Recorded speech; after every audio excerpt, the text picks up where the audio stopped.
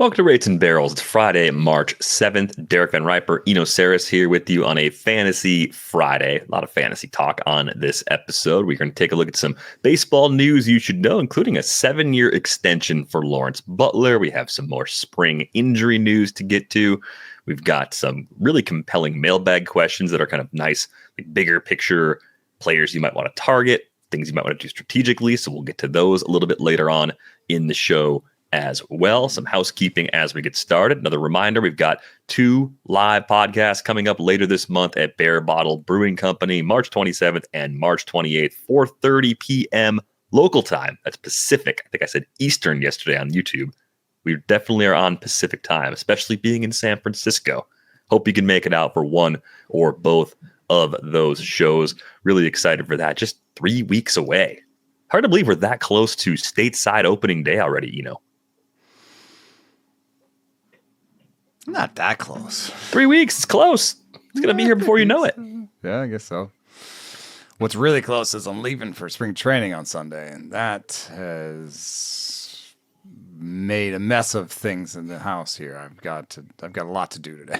Big to-do list. We started recording a little early to accommodate that. Some other housekeeping. Just briefly, the top 300 hitters are up on the site. I'll have an update for that around this time next week to reflect some of the injuries that are piling up around the league right now. So we'll have updates on the show as those things happen too, but the actual list that's posted will be updated in about 1 week.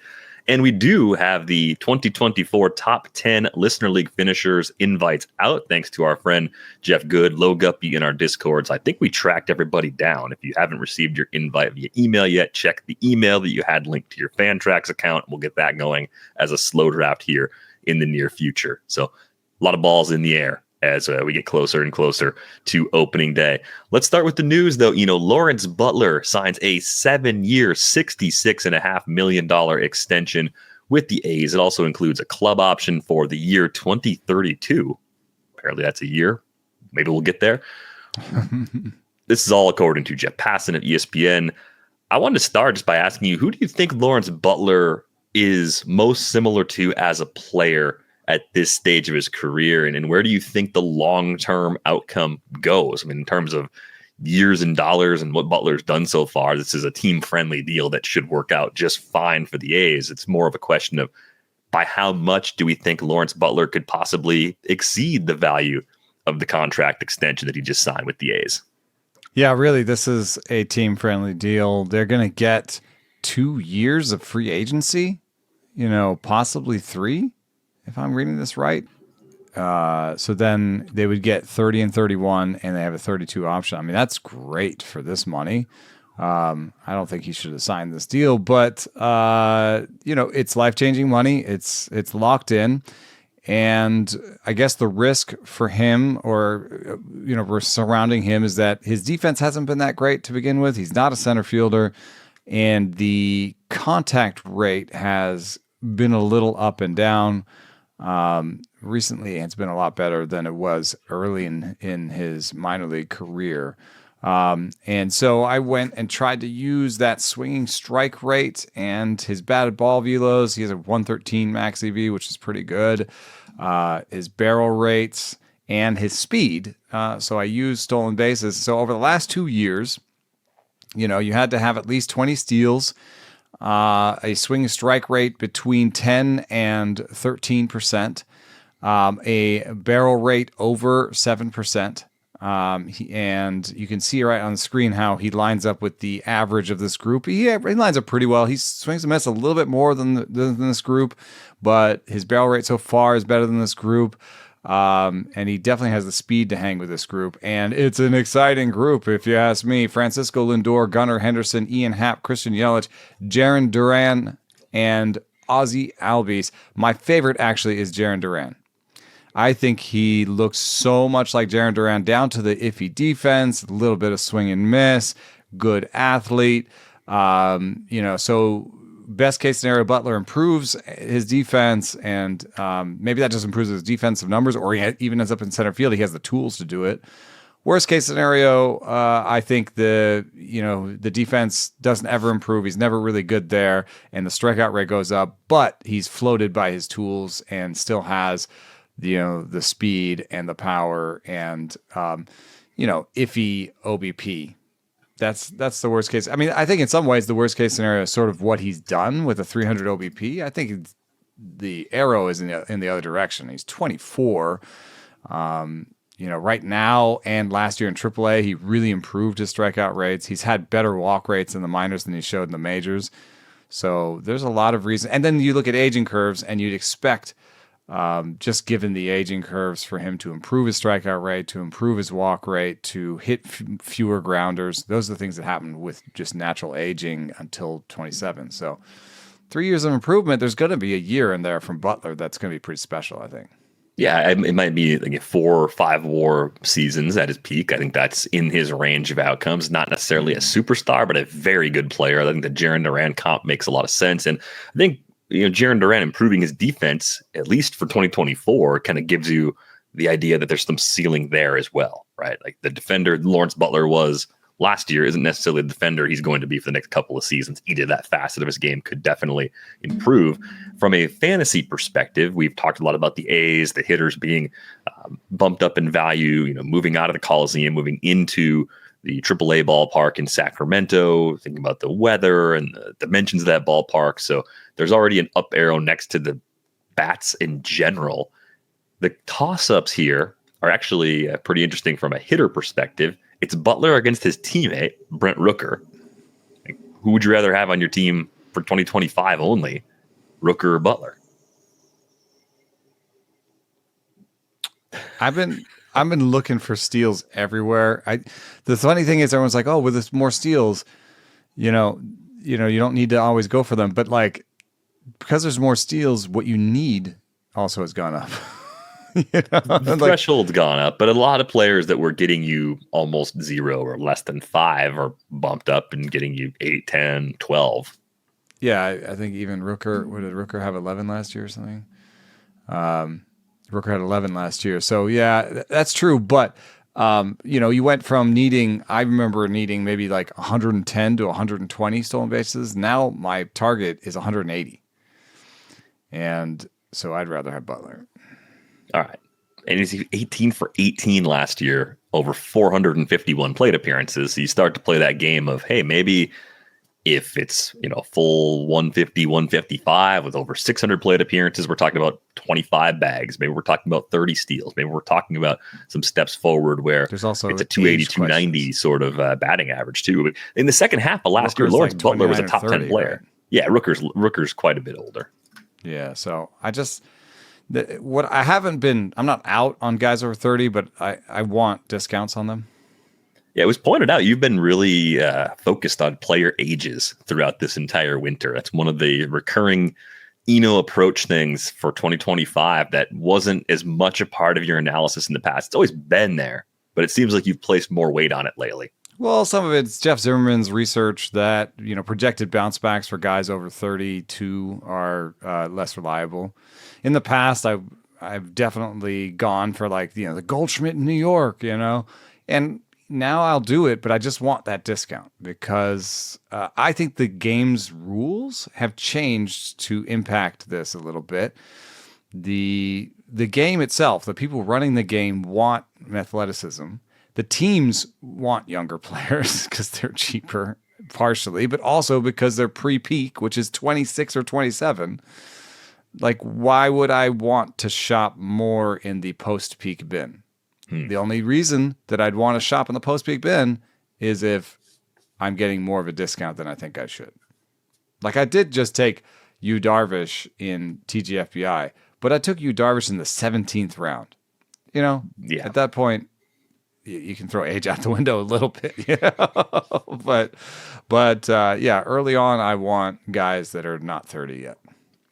I do have Rooker 6 spots ahead of Butler on the top 300 hitter rankings. Main reason for me is I'm still leaning a little more in the direction you described. I'm on that side that says that I can find enough bags later. I'd rather take the higher immediate power, even though I could see Butler getting up to that level. The gap is small enough where if you like Butler better and you take him over Rooker, I don't think you're wrong. If you don't like having someone in your UT spot in the early rounds, that's fine. That's personal preference. I don't mind it. So I have all those mashers. I have Rooker, Ozuna and Kyle Schwarber and Teoscar Hernandez all sort of jammed together just in front of Albies, Altuve, and Butler, even though, those three guys have more categorical balance. Butler, but Albies has been hurt more often and is older at this point and doesn't steal as many bags, maybe. So we'll see about that in a full healthy season. You did mention something that I'd want to circle back on later. We will be talking a little bit about our teams. I know nobody cares about your fantasy team, but if we can talk about the strategy aspect of it, maybe you'll learn a little bit from our mistakes and what we're going through. And I just want to put a pin on that idea of six spots difference, like depending on your team needs. I think that's a really fascinating idea of like, what is an appropriate amount to jump a guy, to move a guy, depending on your needs. You like, part of fantasy is getting the best players you can, getting the best values, but you can play, a board where you get the best values and you have 0 steals. Or you have a group of players that don't fit quite right or together. All like 33-year-olds. You're like, yay! so there are these moments, and we'll talk about a couple of these. They're painful moments where you're like, okay, my sheet says I should do this, my values say I should do this, but my needs say something else. Yeah, that definitely happens. Let's get to a few other news items here. Grayson Rodriguez undergoing tests for triceps soreness. No. This is not what we want. This is a situation that I've worried about as someone who really likes Grayson Rodriguez, because injuries have been kind of a consistent problem for him throughout his time in the Orioles organization. So the diagnosis as it isn't the problem. It's the what will the further test reveal question, and that's the unknown as the weekend approaches, which I just think is something that happens. It's going to happen more as the draft season kind of hits its peak in the next couple of weeks. You have these gaps sometimes where the initial news comes out, the draft happens, and you're awaiting the results of an MRI or an X-ray or whatever it is. We just had it with Luis Heel. Like, you might have taken Heel in that moment where you're like, maybe it'll be okay. Maybe it's a month. The news wasn't great. And it ended up being 3. So, yeah, I mean, I think Rodriguez, where he usually goes, kind of in that pick 100 to 125 range. There are so many other players I like up there. There's no reason. Like Hunter Brown is right next to him, It's a loaded spot right now. I mean, the would you rathers in that section are ridiculous. Like, it's Shane McClanahan, Zach Gallen. There's a great piece on Fangraphs with Michael Rosen today about Spencer Schwellenbach throwing any pitch in any count. He doesn't have any count where he has a pitch over 50%. He has a wide variety. He throws. Schwellenbach. I take Schwellenbach over Grayson Rodriguez. I take Hunter Brown over him. I think probably at this point I take Joe Ryan over him. The new Max pick. Max is going down. Yeah, Max is the latest he's gone. And this is just looking at March ADPs, so it's got stuff in there from last night in times of uncertainty. Pick 235. That's at that discount, yeah, I'm definitely thinking about it. It's kind of a question of how long do I play that game of chicken, given what we know right now, and then factoring in previous injuries that Grayson Rodriguez has dealt with. So I'm like, how about like Shota Imanaga, Jared Jones, Ryan Pepio versus him? All those guys ahead of Grayson until we get the update on this injury. How about Kodai Senga? Is that a better would you rather? That's a closer would you rather. I think I might go Senga. But yeah, then now we're kind of in that 160, 180 range. Clark Schmidt there, where, I have Clark Schmidt and Kodai Senga for 128 innings, and I just downgraded Grayson Rodriguez to 132. Right. So that seems about right. That's probably the cluster he would go in again. That could change a second time once we get the follow-up, but having to react to step 1 of a 2-step injury update is a little bit tricky when we get to this part of the calendar. Maybe something similar is happening in Houston right now. Christian Walker has been sent back to Houston for an MRI on his oblique. So it's not great because we know obliques for hitters can be month-long injuries pretty easily. And as Chandler Rome wrote for The Athletic, his latest piece, there was about a month missed last season in Arizona for Walker with a similar injury in the second half. It was a left oblique strain. This is probably one of those situations that you can assume a month right now and maybe have a little more confidence than you'd have in the Grayson Rodriguez situation. But at the same time, you come back to the price being still high enough where why would you opt into an injured player situation with Christian Walker? That's kind of where I'm at with him. I think if I were downgrading him on the list right now, this is a guy that was going inside the top 100 by ADP when healthy. Pick 165 now has become his max. That would knock him down in the range of like Paul Goldschmidt, Spencer Steer. That feels about right for someone that could end up missing a month. So I think if I'm drafting this weekend and we don't have the results of those MRIs, of the MRI on Christian Walker. Well, Steer might miss opening. I mean, Steer's getting cortisone shots. They haven't said he's going to miss opening day, but I think that there was some update that was he might not make it for opening day. Let me see. Yeah, it doesn't look great for Spencer Steer. Could begin the season on the injured list. So Steer himself is dropping. In mine, Steer just went in the 18th. Goldschmidt went in the 12th. Walker went pre-injury news in the 7th. So, would he go all the way down to 18th? Would you?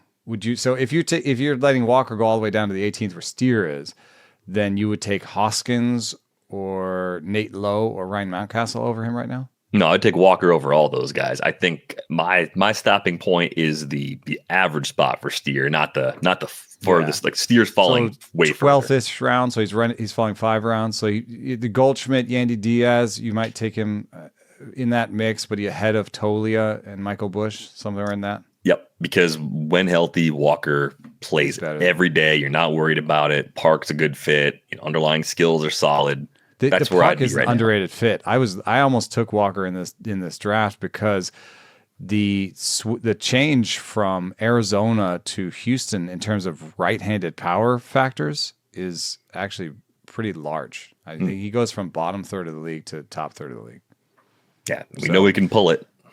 And that's what he does. So yeah, I'm a little bit, he has to drop. But what is also difficult is I'm in this draft where I took Ronald Acuna Jr.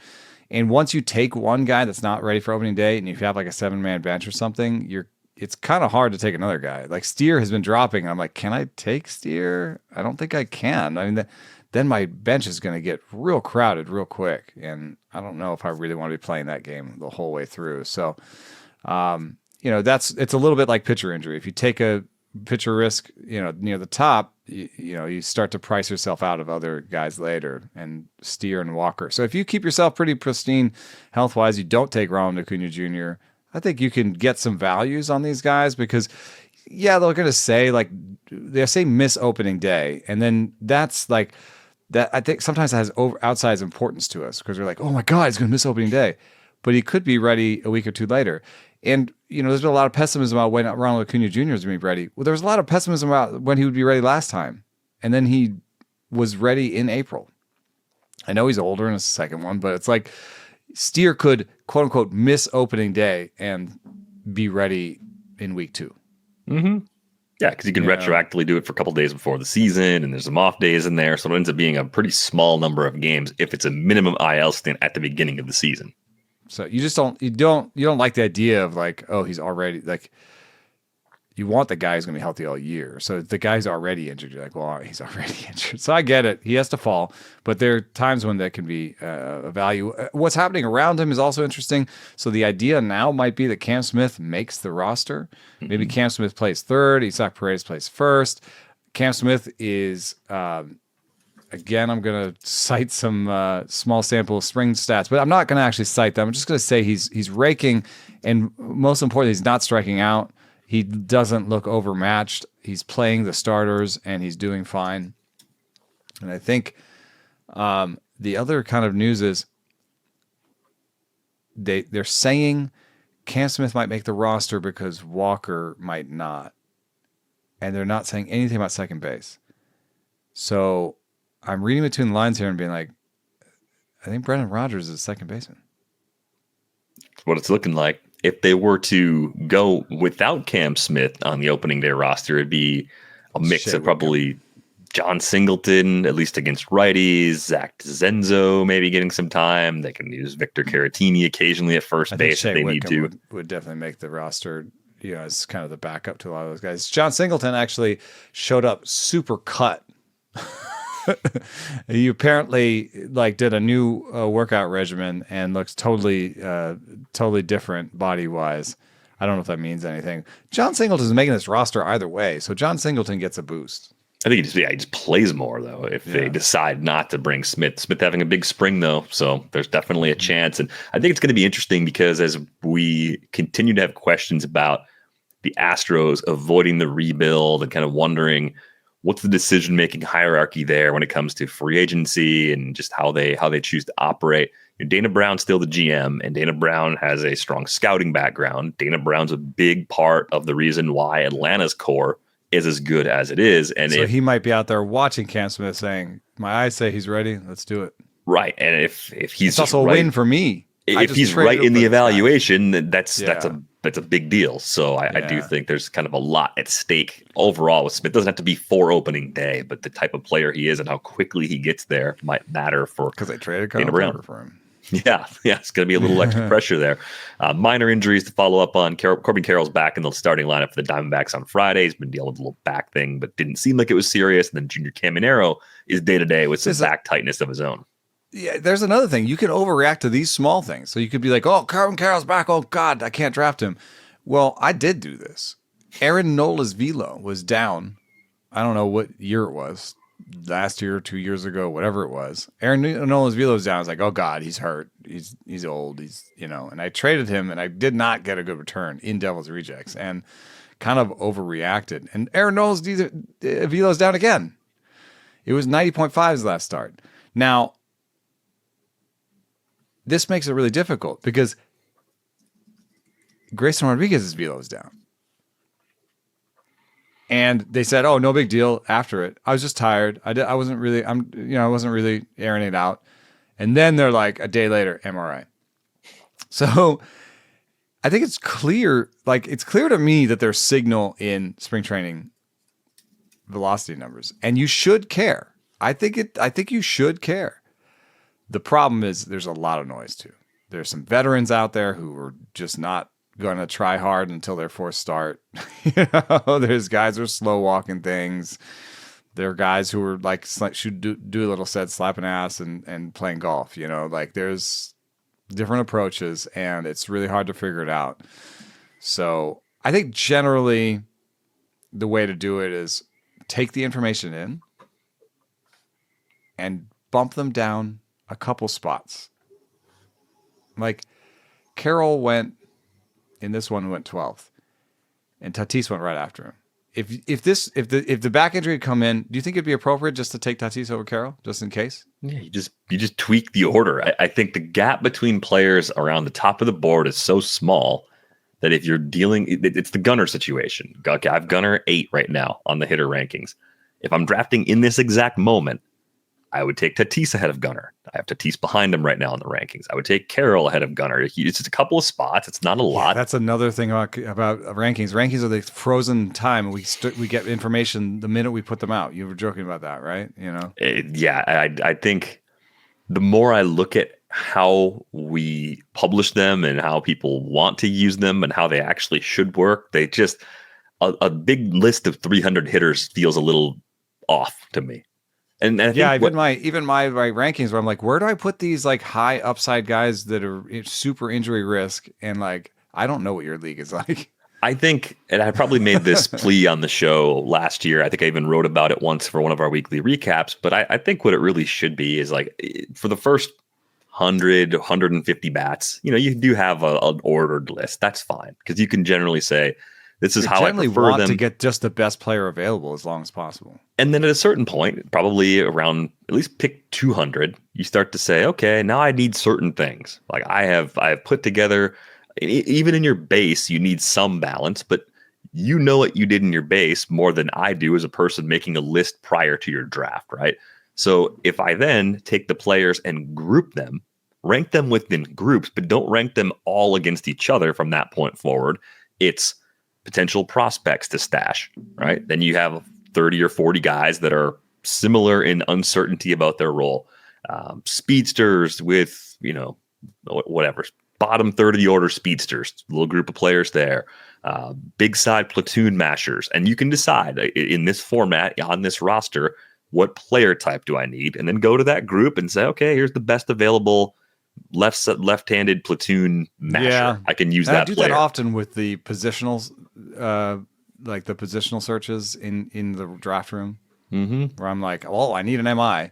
So get MI open and then look at the rankings and be like, what's the best MI? But you still have to do fit, like you're saying. I kind of like these fit groupings a little bit better because, I could be looking for an MI or a CI, but I'm actually looking for steals.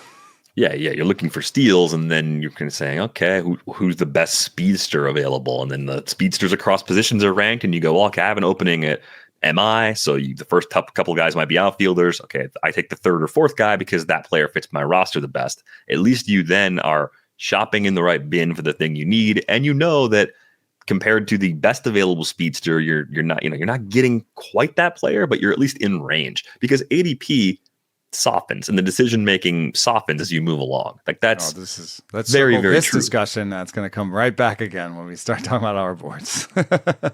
Yeah, we can go there right now. I mean, don't wait at shortstop. Don't wait at middle infield. Maybe is the broader advice. Got caught on the bad end of a run because you're drafting from. So you could see Randy Arozarena. That's my team.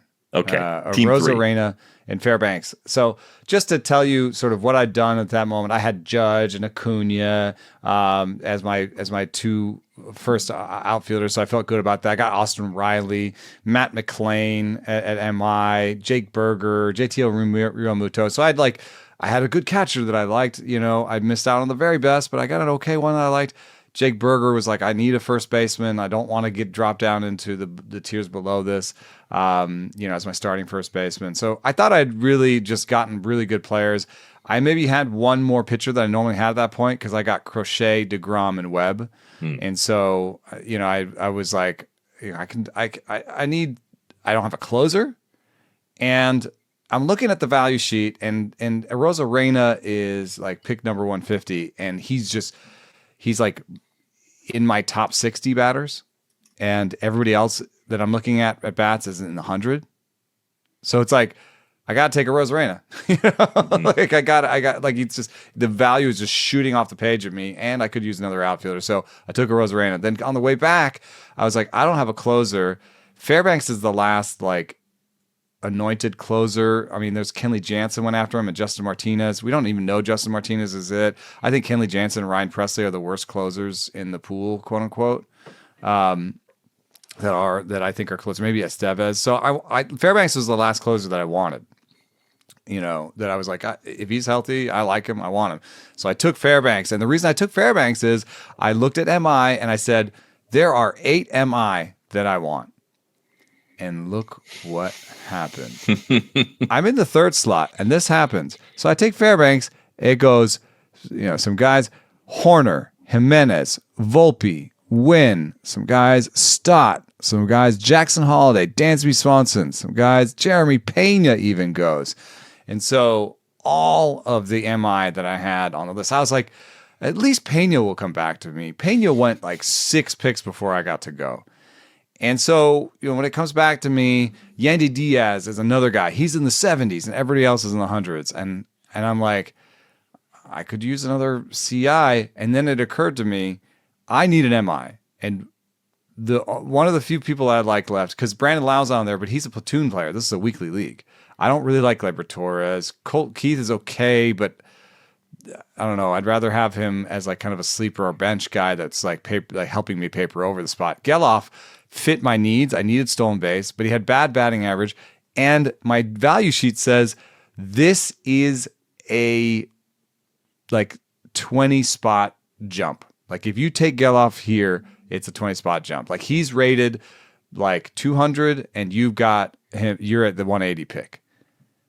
But I realized, I take Yandy Diaz plus Geloff is actually kind of a cool pairing at CI/MI, It's got that nice batting average from Yandy Diaz, and you get the power speed from Geloff. They kind of smush together. The player smushing machine there works. And I realized if I don't jump Geloff 20 points here, what's going to happen is if Geloff goes on the way back, like if I play the chicken game, which we all play, which is like, will this guy make it back to me? If I play the chicken game and lose, I'm going to have to jump Trevor Story 30 points. That feels less good than the jumping up of Zach Geloff as far as what you think those guys are likely to do, the health problems that Trevor Story's had throughout his entire time in Boston. So, yeah, I completely understand why you chose to do that with Geloff. And I do think if you're going to break away from another ADP, reason I didn't like Keith and Gleyber Torres for me is I need steals. Mm-hmm. I needed steals from that MI slot. So I couldn't, those aren't really great options for me. Even Brandon Loud, not really great options for me. I think it's fine to break from ADP anytime. The further into your draft you go, the more comfortable you should be doing it. But I was also breaking from my value sheet. So I was doing something that was not quote unquote, plus EV. I wasn't making the best value judgment, but my team needed it to happen. That happens. Okay, like sometimes you draft different than what you have written down on your sheet. Different than what the formula says, different than what your own rankings say. Here's an example right here. If you're looking at the YouTube screen, I'm in the 15th slot of TGFBI. I didn't have a shortstop. Round 14 rolls along, and I took Zach Neto, even though I've been very concerned about his shoulder because I felt like he was clearly the best option I could get. I think he's the best player I can get at the position. The injury is a major source of uncertainty for me. I have Carlos Correa ranked pretty far ahead of Neto on the overall list because I think on a per game basis, I think Correa is just an underrated player. I think you kind of know who he is. It's just a question of how often is the soft tissue stuff going to come up and bother Correa, or the foot stuff, or all the things we know about him, right? The reason why I did it in this order was because I had very little confidence based on what the market does, what rooms tend to do, that Zach Neto would be there at my next turn. So some of it's just saying, we're both probability of what's going to happen. We're both in this terrible, this is the problem with being on the ends, is that you have to jump guys sometimes. You have to just let it go. You have to just say, this might be the earliest this player's gone, or there's a chance I could be right if I let him try to come back, but I don't know. I was 6 points below the highest Geloff has gone. Yeah. So I just didn't want to live with the consequences of passing on Neto and then being in a position where my shortstop doesn't run or my MI doesn't run.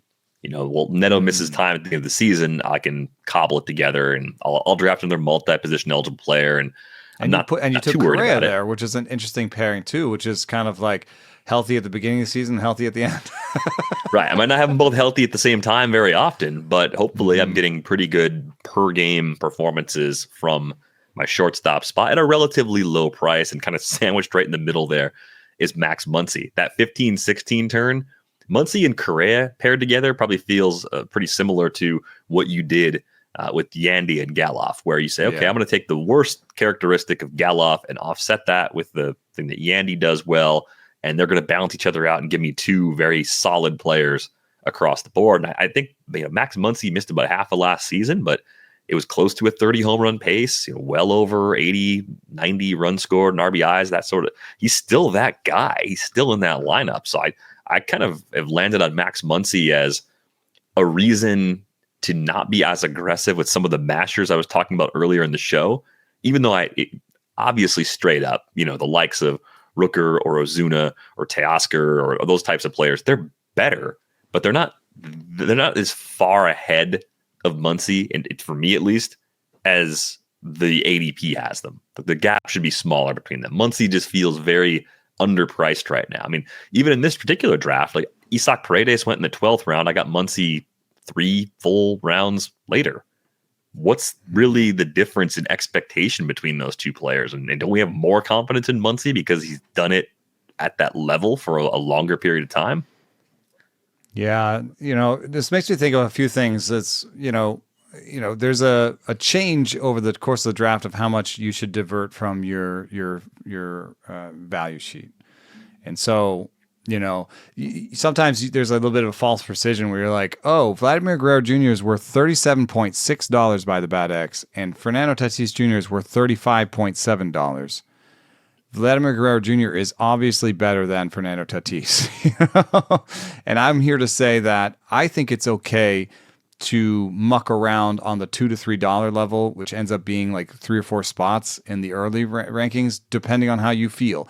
Because this is false precision, not only because this is just the bat X. If I switch over to Steamer, it has a totally different number, you know? So yeah, you can do your best and use ATC or composite and have the best values, but whatever you come out with is just a sort of a general guide. So if you think Yordan Alvarez's knees bother me, and I know that the bat X says he's 35.2, but Juan Soto doesn't have that knee problem, he's 33.5, do it. You know what I mean? If Julio Rodriguez is $32.9, yes, exactly $32.9, except Ronald Acuna Jr. is ahead of him with, I think, a huge range of outcomes. Yordan Alvarez with the bad knees is in front of him. Gunnar Henderson's in front of him. If you want to take Julio Rodriguez as the 6th best in the 6th spot or the 7th spot, I think go for it. You know, I think that's an acceptable amount to play around with it. Now, I wouldn't take Jackson Churio, who's you know, projected to be $25.7, $26 in the first round. Like, I wouldn't be that aggressive. So that, I think there is, you know, something to do with, like, there's a certain amount of aggression. Then, of course, I just outlined a case where I maybe left $3 on the table in value or whatever because my team fit. So by the time you get down to the 10th round, I think there's a slightly different math where you can be more like $3 to $5 difference if you think you need to jump somebody. And then by the time you get to the 15th round and the 200th pick, I think you can jump a guy 30 spots if it fits your team better. So I think there's a sort of sliding scale there. There's a little bit of false precision when it comes to whatever values you're using. So that's part of it. But, you know, the other thing that you have to do, though, is to really investigate the alternatives. You know, just be like, maybe I can cobble this together. Because the other thing that I'm thinking about is, like, with you lean into risk sometimes. Sometimes. Yeah, a lot. But I'm just saying, like, you know, like, I could have not taken Fairbanks there. I could have reinvestigated other players and been like, okay, I'm not going to take Fairbanks here. I'm going to take Jimenez. That's who I was going to take, Andres Jimenez. And Andres Jimenez went 4 picks later. So that could have been the smart move. And just really investigate, what do I do if I don't take Fairbanks here? And that would have been probably Justin Martinez, who didn't make it back to me. So you have to think, not only what do I do next round if this doesn't work out, but what if I do if this really doesn't work out? You know, what is, like, the really worst case scenario, which for me would have been like a full punt of saves, like maybe take Kyle Finnegan, but you have to jump Kyle Finnegan a little bit, you know, to make sure that you do it. So you, like, at some point in the draft, you're going to have to jump somebody. So it just becomes a question of who you're jumping. So the thing I did, like the Fairbanks pick for you, I think, yeah, that was maybe a slight luxury, or a thing that if you hadn't done that, then you wouldn't have been in the same middle infield situation that you ended up in. Mine was going 2 pretty early catchers. I took Wilson Contreras in the 6th and Will Smith in the 7th. Anytime I do that, I'm like, that's going to cost me something later. What's it going to cost me? In this particular league, it was passing on some saves at those turns. That's what I ended up saying I didn't want. I thought about Felix Bautista instead of Wilson Contreras. I decided to kick the can down the road because I thought there might just be enough value there. You know, Ryan Walker or Suarez would be there next time. They both went. They went late round 6. So closers got bumped. I knew that was a possibility. My backup plan was Tanner Scott and Jeff Hoffman in rounds 9 and 10. I feel like I did okay for waiting on closers. I double tapped them down there, and I think I'm going to live to tell the tale. I took Real Muto in the 9th because Scott, Bednar, Megill, and Hoffman were on my queue, and they went 4 in a row. Yeah, man. There goes my queue. I still don't think I've articulated this point very well, but I like picking on the ends because I think choosing 2 players at a time is easier. It's easier to problem solve some of the what could go wrong for me there, because the runs will still catch you, even if you're in the middle of the draft order. If you're team 8, 4 closers can go between your 2 picks, and you have the same sort of problem. And I think as long as you're comfortable pushing players ahead of ADP, breaking out of there, doing things a little bit different, I think you can do well. If you're not comfortable doing that, then stay away from the ends, because the ends will make you crazy, or you'll make what you think is a mistake, and it could compound and turn into 2 or 3 mistakes because you're trying to adjust too much to a plan that you didn't necessarily set out to build. There are leagues where you can choose your draft slot, or you can put your preference in. It's called KDS, Kentucky Derby System. Mm-hmm. I would pick like 5, 6, 7, I think. You choose that. Okay, so here's my only pushback on that.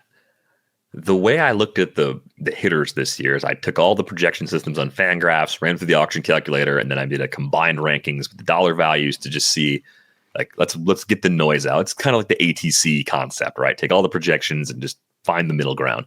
There's a 3-player tier at the top by projections: Ohtani, Judge, and Witt. Like when you combine the projections, and then everything kind of flattens out. So I think seeing that, my first approach would be 1, 2, 3, and then more of a what happens if I'm in these spots? Where am I comfortable? It might be like 1, 2, 3, 15 for me, but that's not necessarily how I advise everybody else to play.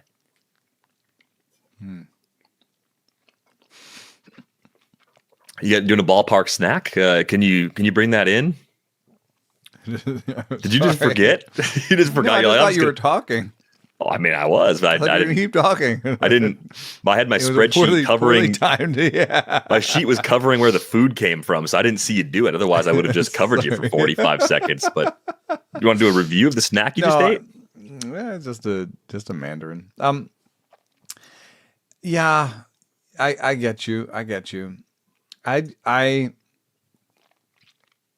I don't like waiting forever between picks, so maybe it's part of that. I have played. I did have a 6 in bar for somebody or one of my recent drafts where I think there's almost like a vibe shift from the middle to the ends. I feel like on the ends sometimes you can be aggressive and force runs and make the room do what you want it to. I believe I can do that. I don't know if I actually can, but I as a person who likes to be aggressive and kind of control more of what I'm doing, yes, that describes exactly what I'm trying to do. Team 15 in my draft took Julio Rodriguez and Jackson Chourio at the top. That's pretty exciting. That's a lot of upside. That's 2 outfielders, 2 power speed outfielders. Bing bang. You know, a lot of outfielders went a little bit higher than you expect. Like Jackson Merrill went like 4 or 5 points higher than ADP in the second round. I'm not saying that necessarily because of that, but like that might have happened. He also did Logan O'Hoppe plus Francisco Alvarez at the 7-8 turn. You know, and what happened at 9 for me is I took Real Muto because I was like, this is starting to dry up real quick. You know, it does create a little bit of panic when they double tap pitchers twice. If you double tap anything, I think it creates a little bit of urgency for the people at least immediately next to you. It doesn't necessarily make the entire room. If people next to you start to panic and follow suit, though, then it does impact the whole thing. Yeah. I mean, you at least could create short runs. Part of my stupid MI run because he double tapped MI. You know, that is definitely something I would do. Jeremy Pena, you know. So he's part of what screwed me. So. Sometimes when you at 6, 7, what the benefit is, you're like, I'm just like all these things are catching value. Yeah, I'm gonna take my favorite. But that's like reactive in a way. Yeah, I don't like being reactive. And I felt exhausted. I had this draft where I was like in the 6 or 7 spot, and I felt exhausted. And I felt like I was reacting the whole time. I liked my team at the end, but. You know, maybe one fits your personality better than the other. I do agree that there is a 3-person tier at the top. So if you want to put 1, 2, 3 at the beginning, I don't mind. I don't love 3 though. I took Judge. Yay! I got one of the top 3 guys. And how are you sad with Aaron Judge, man? Like you're like a Yankee fan. Like, oh man, we only got Judge. Judge is our best player. Yeah, that's awesome. That's what you want. Yeah. The anti-Judge stuff just drives me crazy. But yeah, I think it's there is a how do you like to play element of KDS. The thing I read from Jenny Butler, who does some writing now over at FTN with our friend Vlad Sedler, who was on last Friday. I think what I've read from her stuff in the last couple of years, and maybe even some Scott Genstead stuff from a few years ago at RotoWire, they're looking at least 6 rounds into their builds as they think about KDS, kind of thinking about what different combinations. If I get 2 pitchers or for 2 starting pitchers and a closer from this spot, what does it cost me? Or if I'm speed light from this spot, what does it cost me? It's kind of problem solving it that way, because you can't. Barf went exactly the way I planned based on where I was where my pick was for the first 4 or 5 rounds. Yeah, and then it kind of opens up. Then it's like a little wobble that then, by the 7th round has nothing to do with anything else. Yeah, so just think about, I think, the first 6 rounds. That's generally the advice that you should follow when you're trying to figure out where you want to be in the order. TGFBI went off the rails for me in the 3rd round. Yeah, that's one of those rooms too where there's a little more of a get your guys energy that comes in early, and I think that can make the board less predictable. Whereas, Barf is a lot of the same people year over year playing against each other, knowing each other's tendencies, and there's a little more familiarity there. So I think that makes a difference too. Is it a home league? Is it a league you've never been in before? That can be a factor. That's why I mentioned like the difference between using standard gains points versus Z-scores. Is like I think you use Z-scores in a league that you don't know each other's tendencies, and you're playing people that you haven't played before, that with lots of different strategies. I think you use Z-scores. That's the auction calculator. But standard gains points makes a lot of sense if you've been playing the same guys forever, which is tying each value, each stolen base to how much it would be worth in your league. Yeah, SGP and Cara oranges are the way to go, man. Not mandarins. You want Cara oranges. Those are the best oranges that are out there right now. Everyone knows that, right? I think. No, everyone doesn't know that. I don't know what a Cara orange is. You're just buying an orange. You're like, it's an orange. It's fine. Yeah, okay. A little orange. It's big orange. Yeah, Cara oranges. That's what you want. Let's go to the mailbag. Some nice broad questions that came in. First one from Jay Lee. Who will be this year's Jack Flaherty? Last year, Flaherty was brilliant during spring training, proved to be a valuable pick for those who drafted him. There is a lot of noise during this period. We talked about that earlier. You mentioned Nola's velo being down. It was 3 scoreless innings with 6 Ks. Like it wasn't. I know. Everyone like he got rocked. Great. He looked great. So I'm a little more on the okay. Let's just keep an eye on this sort of thing. But a lot of stuff going on right now. So what could lead to significant rewards? A few suggestions from Jay Lee. Could there be improvements in pitch mix, shape, velocity, other things that make someone pop the way Flaherty did a year ago? Clay Holmes is the obvious choice, but are there any under-the-radar options worth considering? Thoughts on Maeda, Weathers, Buehler, or Zebby Matthews? Well, Zebby came up with some sort of injury, and I don't know how big a deal it is. Again, we're in that sort of information gap part. Also, I don't know that a lot of these guys fit the bill because Jack Flaherty's Maeda is old and Zebby Matthews is young. Jack Flaherty's like a mid-career guy that's been up and down, right? Yeah, mid-career is probably the better way to describe him. So I don't know that. If that's what you're looking for, I don't know. Like I do think of like Max Meyer a little bit. I think you're talking about, it's almost like he hasn't even had the breakout yet, though. Flaherty was at least good once before, showed us that ceiling. I think was treated like a top 50, 60 overall pick. And then was like kind of forgotten ago. And then came back. Like Reed Detmers, maybe? How about Jesus Luzardo? I think that's maybe for me. Once we get actual velo numbers, I could maybe be with you on that. Outside the top 200 right now in ADP, occasionally gets bumped in there, but usually that's where you're going to get him. Has shown a ceiling before, kind of like Flaherty. Has had injuries slow him down and hasn't had the consistency with the ratios that you'd expect for a guy that has what has been pretty good stuff throughout his career, man. So that's sort of was a big prospect, has flashed it, has been hurt, and is coming at a discount. Like that's probably the type of pitcher I'm looking at. Could this be right? Oh, this is all his fastballs. I didn't want all his fastballs. I've got Jesus Luzardo velocity numbers. You do? Spring training. I mean, if there were Nolan numbers, there could be Luzardo numbers. 96.5. That's actually pretty good. I think that's good. That's actually a big part of sort of Flaherty's up and downs. And 96.5 is more like 2023 when Luzardo had a 358, 121 whip. Plus, I love Caleb Cotham as a pitching coach. I haven't been a big Luzardo fan, but I like that one. That's a pretty good one. I think Flaherty was always kind of polarizing too before last year. There are people that were believers in the guy that he was when he peaked in St. Louis, and there were skeptics that said, nah, he's the guy that's hurt all the time and blowing up your ratios. Yeah, that's pretty good. I'm going to bump him up a little bit in my rankings just because of this. Love the influence I'm having right now. You're going to go to the store later, and you're going to come back with a 3-pound sack of Cara oranges too. Yeah, that could happen. Nick Pivetta. Yeah, Nick Pivetta. Nick Pivetta, slight changes in Arsenal, but also just a park change. Oh, that's the other part of it. Yeah. Flaherty got the nice pitcher-friendly park for the first 4 months and then ended up on a World Series winning team for the final 2. Right. Detroit, dude. Some like Flaherty didn't actually change that much of his arsenal in Detroit.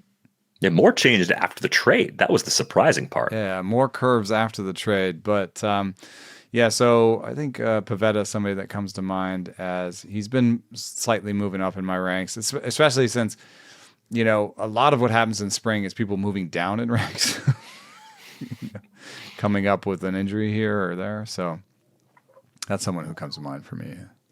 All right. Thanks a lot for that question, Jay Lee. If you got some submissions that you want to throw in there, use the Discord. Let us know who you think this year's Jack Flaherty will be.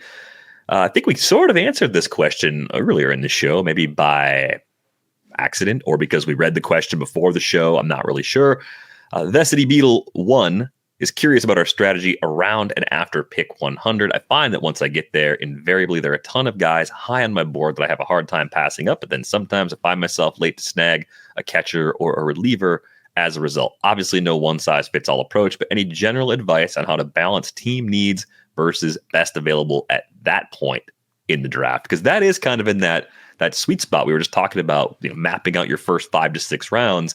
Now you're still kind of caught in between do I just want to hammer the mistakes that shouldn't be there on the board, or am I tilting my team to start molding it more to fill clearer needs, right? Maybe you're very power heavy with your bats, so you have to get speed there. Like, can you keep taking best available at pick 100 and still have enough time as you keep moving through those next few rounds to get everything you need in a roto league?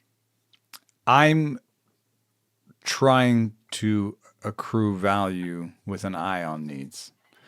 For example, in this one, even though I only had Matt McClain and Ronald Acuna Jr. for steals and was already falling behind a little bit because Judge and Riley was my start. Yes, I'm not depressed about Judge. I'm just saying it's not a great stolen base start. It's not. I'm behind on stolen bases compared to Julio Rodriguez, Jackson Churio.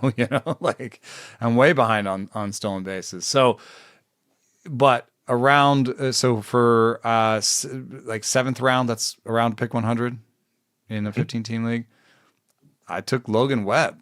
It was a bit of the YOLO yo-yo with DeGrom and Crochet, but that wasn't I need to go get there wasn't a really great option there in the next round, but I could have. Christian Yelich was by value sheet was a decent pick there, and he steals bases, Bo Bichette, I don't know, he's going to steal a lot, but he was there. So it was pretty easy for me to take Webb. On the way back, I took Jake Berger over Luis Garcia Jr. Luis Garcia Jr. The guy who makes me nervous is Starlin Castro. Oh, you think of Starlin Castro. Yeah, debuted pretty young, flashed some pretty good skills. And kept getting a little bit better every year. So you were just like, he's going to get better again. And then he didn't. He stopped. I don't know. I get a little bit of Starlin Castro vibes there. Like I said, and then I got in trouble around pick 150 taking a Rosarena when I maybe should have taken Jimenez. I think I'd push that number to 150. I think, or maybe the 10th round, depending on how deep your league is. Yeah, I think it's a little later than pick 100 before I start saying I got to fill needs. I do just keep saying best value, best value, best value, because I think I have enough paths to correct any sort of oversteering if I'm only 9 or 10 picks into that roster. Most likely, there's still a couple pitchers. There's 2 or 3 pitchers on the roster at a minimum, and then everything else is a bat. So I'd keep taking best available a little bit longer in that range. That's just the way I like to play, and I think it's usually fine, no matter what you need, to be able to get it later. If you do a couple of early drafts and you say, hey, every time I do this, I end up with terrible closers, then I think your adjustment is just prioritizing a closer a little bit earlier and then still taking best available for the most part throughout those first 10 rounds. And then you've kind of covered that flaw within your core goals of what you're doing. I think it's just tweaking up there as opposed to making a firm decision to do something different right at pick 100. Yeah. You can. There are certain like pathways that start splintering from 100. So there, again, like if the precision level on the first round picks is like $2 or $3, where you can be like, oh, I'm gonna take this 33 guy over this $30 guy, or the $30 guy over the $33 guy because for whatever reasons. The precision level at pick 100 is more on the $5 level. So you can still make little decisions, but you'd still kind of want with the best value at that point. Yeah, pick 11, Pete Fairbanks. That was a need pick. I paired a value pick in Randy Arozarena with a need pick in Pete Fairbanks. That's another spin on that YOLO yo-yo you've been talking exactly. about. Thanks a lot for that question, Necessity Beetle. Let's take a look at this one from Big Eric. Thinking of using a roster spot in Dynasty League on Drake Baldwin. How are we feeling about his chances of starting the season for the Braves? Are they just going to scoop up Grandal with 2 weeks to go in camp? Who is even there in the conversation? Is Sean Murphy strong competition when he returns? We talked about this a little bit earlier in the week. The veterans they have in camp, Tromp and Sandy Leone, and I think Kurt Casale was the other name that they've got around right now.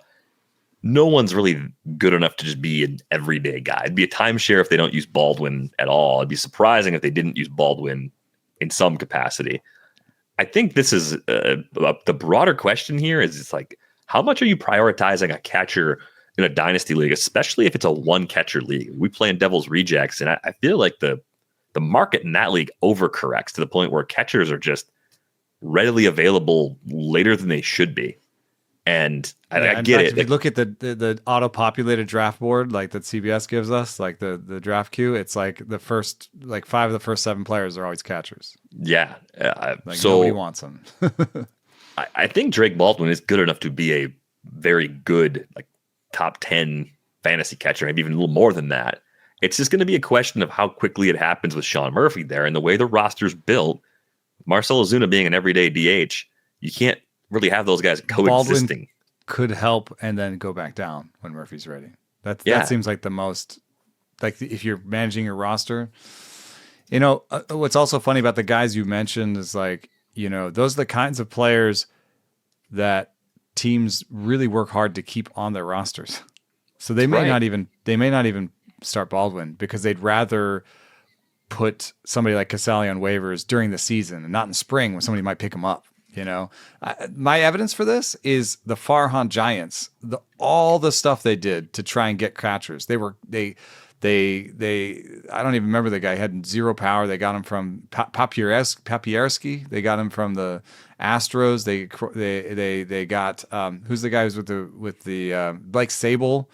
They were claiming catchers all the time, and they lost Joey Bart in the carousel, which is kind of silly in retrospect. But there are teams that there's a guy in the front office who's like catcher depth guy. And he's just like always on the lookout for how can we improve our catcher depth. And the flip side of that is in fantasy that it means that like a lot of older catchers hang on longer. It means that young catchers take forever to debut. That's also it's a really tough position, and the debut age is later. Like Drake Baldwin at 23 would be a very early debut for a catcher. You have guys like Cal Raleigh is like one of the best defensive. He won the what's it called, the Platinum Glove, I think at some point, and he's 28. He didn't get a full-time job. 27. He didn't get a full-time job until he was 26. This is a guy who came out of college, who everyone said is amazing behind the plate. The next Buster Posey behind the plate. And he didn't get a job till he was 26. So all these things come together. And then the last thing is, if you just look at projections for how good batters are, like catchers are as bats, like they have an average like 86 WRC plus or something. So like they're not good as batters. So I generally punt the position. But in Devil's Rejects, I have JTL Realmuto, and we just picked Bo Naylor because he fell forever. Bo Naylor is making more contact in spring. He could make more contact than he did last year. He puts the contact together with the power and speed. He could be the next Realmuto. It's not that far off, and he has a job. So I would just say, just have an old guy and have a young guy, but don't spend that much on either. Yeah, I think it's interesting too. If you look back at what Atlanta did when William Contreras broke in, like he was sharing time with Travis d'Arnaud. Contreras was good in the minors, but he didn't just tear it up everywhere he played either. Like some of that was the Brewers coaching up the defense, I think. Some of it was the Brewers coaching up the defense. Yeah, and he was like, William Contreras was young for the level. When he got to Double-A for the first time in 2019, he hit 246 with a 306 OBP and a 340 slug. Like, if you looked at that and it said, it's weird, he's going to be the best catcher in the pool in a few years, like you would have. You'll see that with Andy Rodriguez too. Like sometimes the player development guy, like the director of player development or the roving catching instructor, or somebody has come up to him and been like, listen, all we care about is your framing. And then you go on like a 2-month binge of like reading about framing and talking and doing, and like you forget to prepare for that night's pitcher. There's so much to do as a catcher that like they could be asking you to work on blocking at the plate, and you just didn't think about hitting for a while, you know? Yeah. But the development arcs for catchers just look different, I think, is the main takeaway. And Drake Baldwin might be good while Murphy's hurt for a lot of leagues. Very tough to use in a lot of leagues when Murphy comes back, and then a year and a half or 2 years from now be a stud. 2 years. Yeah, it may just take a lot longer than you want. So I think with catchers, it's more like managing right now. In a dynasty league, if it's a one catcher league and it's a deep bench, I'd probably roster 2, like roster an older catcher that you know is going to play, and have your flyer on a Drake Baldwin, because if that old catcher gets hurt and breaks down, at least you've got some ceiling. And then the stop gaps on the waiver wire, they're usually there. They're usually just passable. You can find someone that's going to play at least half the time in most leagues, and they'll be good enough to not bury you at the position. But I wouldn't go out of my way to use a third or a fourth roster spot to try and stash more catchers. It usually doesn't pay off the way that you'd like it to. Thanks a lot for that question, Big Eric. A lot of good questions this week. Be sure to drop new questions in the mailbag channel on our Discord. You can join the Discord with the link in the show description. Find us on Bluesky, Sarris.bscott@social. I'm DVR.bscott@social. Thanks to our producer, Brian Smith, for putting this episode together. Be sure to get those 3 and 5 pound sacks of Cara oranges this weekend. That is going to do it for this episode of Rates and Barrels. We're back with you on Monday. In the pocket of Big Orange. Thanks for listening.